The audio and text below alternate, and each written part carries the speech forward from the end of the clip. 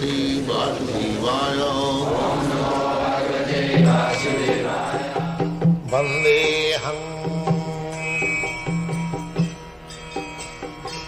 Sri Guru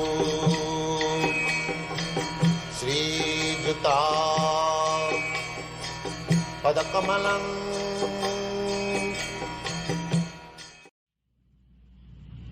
In this verse also, the word bhajanti is used.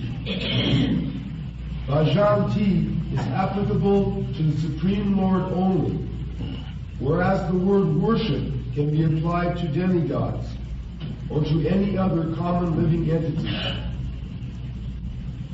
The word avajananti.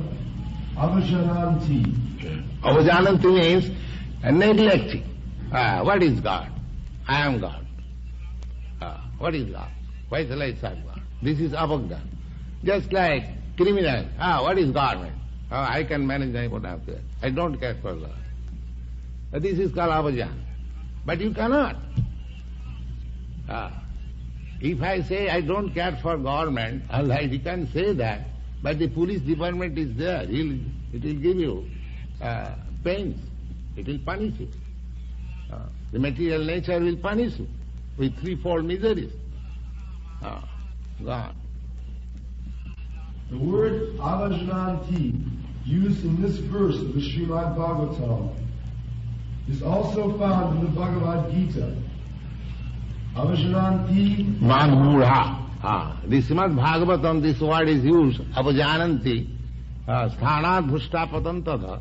Similarly, the same word is used in Bhagavad-gita, avajananti mana mudha. Mudha means rascals. Only rascals, they think that they do not care for me. Rascal. He does not know that he will suffer, but he dares to say like that, I don't care for. That is avajananti mana mudha. Manasim tanva param bhavam avajanam. Without knowing the supreme position of the Lord. Cheaply they select God. God has become so cheap. I am God, you are God. So what is the meaning of God? Do you know? If you are God, I am God, then what is the meaning of God? So, avajananti, this word is very appropriate. Avajananti means neglectful. Don't care. But they are mudha.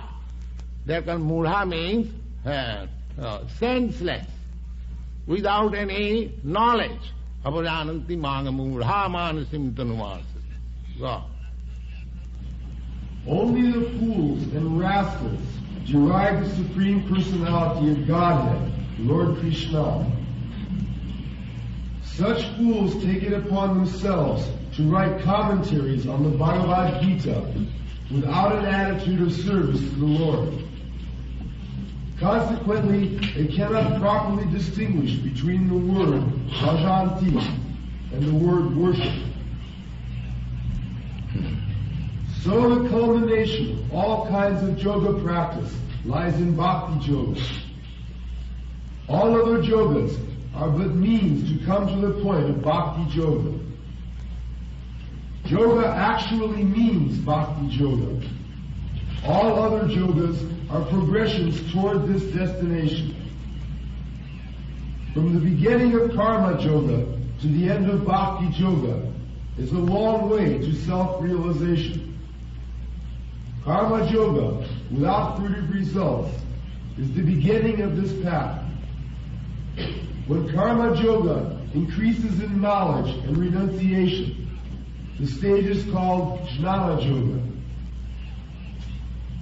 When jnana yoga increases in meditation on the supersoul by different physical processes, and the mind is on him, it is called Astanga yoga.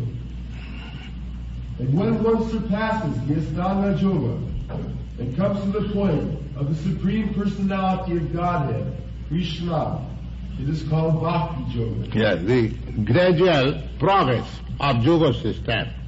Karma yoga to Jnana yoga. Karma yoga means ordinary activities, fruitive activities. Ordinary activities mean sinful activities also, but Karma Yoga does not mean sinful activities.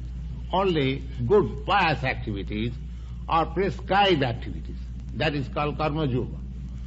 Then, by performing Karma Yoga, one comes to the platform of Jnana Yoga, knowledge. And from knowledge to this Ashtanga Yoga, eightfold yoga system, Dhyan Dharana, Pranayam, Asana, like that, those who are practicing the Ashtanga Yoga. Then from Ashtanga Yoga, concentrating the mind and Vishnu, come to the point of Bhakti Yoga. And when one comes to the Bhakti Yoga platform, that is the perfectional stage of yoga. And this Krishna consciousness means from the very beginning, directly, that Bhakti Yoga. Go on.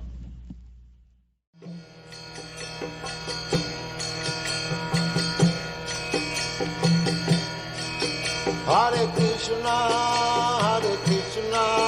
Krishna Krishna,